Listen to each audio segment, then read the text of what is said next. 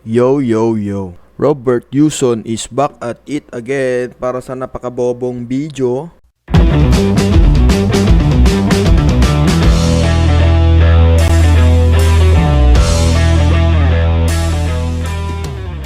Alright. So Robert Yuson yun, nagbabalik para sa panibagong kabobohan Mga bobo! So Sir Lemon yun, nagbabalik balik tayo sa highway balik tayo sa mga kamote. So etong taong to, matagal ko nang nakikita to sa social media, masyadong maingay, sobrang bobo naman. Tignan natin ito si Robert Yuson, aka Smoke Machine yan. Sana yung bunganga niya bumubuga din ng usok, ganun siya kabobo. Gago! Basahin nyo yung caption ng video na to. Ito lang talaga yung video na yun na gusto ko talagang puntirain sa dami-dami ng kabobohan pinakita niya. O basahin nyo na lang yan O basahin nyo in 3, 2, 1. O post nyo. Okay, nabasa nyo na.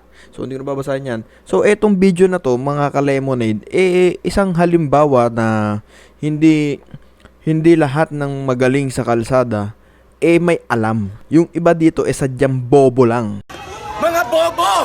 at nagmamagaling lang kagaya ni Robert Yuson. Oh my God! Panoodin natin yung kabobohan na ginawa niya. Ito daw yung signature move of Smoke Machine. Ang galing! Ang galing! Ngayon, mamaya ipapakita ko sa inyo kung ano yung signature move niya. Panoodin muna natin.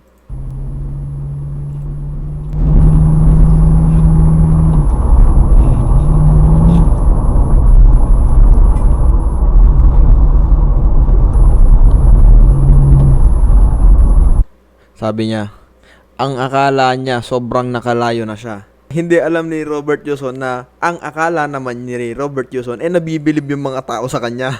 Hindi niya alam bobong-bobo yung mga tao sa kanya, Tuloy natin yung video.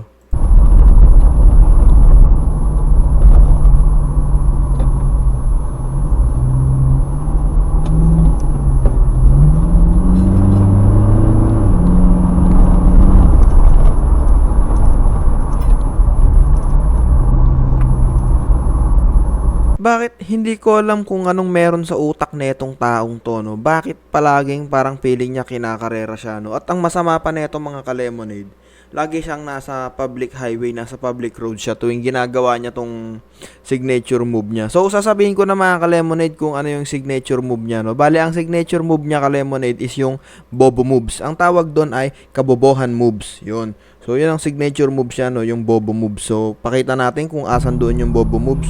Eto mga ka-lemonade.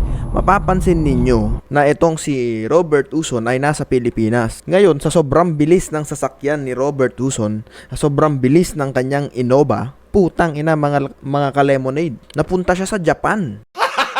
Gago! Naging right-hand drive yung mga tao. Tignan ninyo mabuti mga ka-lemonade. Mapupunta siya sa Japan in 5, 4, 3, 2, 1. Mali yung countdown. Ito na, pupunta na sa Japan in 5, 4, 3, 2, 1. Toinks. Ayun nangyari, Robert Yuson. Ang galing! Ang galing! Bakit biglang naging right hand drive kayo dyan sa Pilipinas? Bakit nasa kanan mo yung kasalubong mo, nyari? Tang-inang yan, nag-teleport ang puta na punta sa Japan.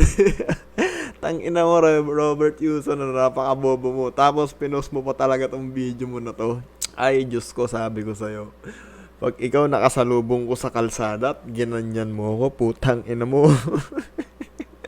Tang-ina mo, hahabulin hanggang sa bumalik ka sa matris ng nanay mo. Gago! Tanda-tanda mo na, wala ka pang pinagkatandaan, lintik kang matanda ka.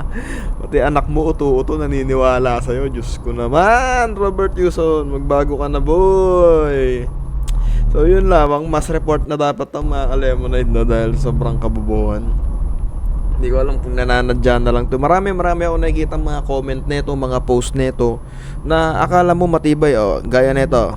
Wait lang mga ka-lemonade, ipapakita ko yung isang post niya.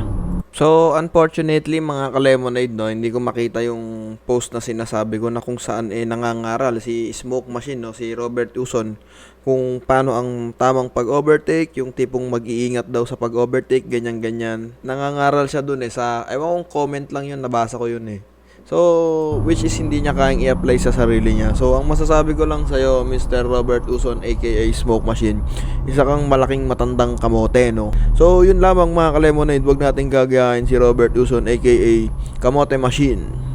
Sir, lemon out. Bye.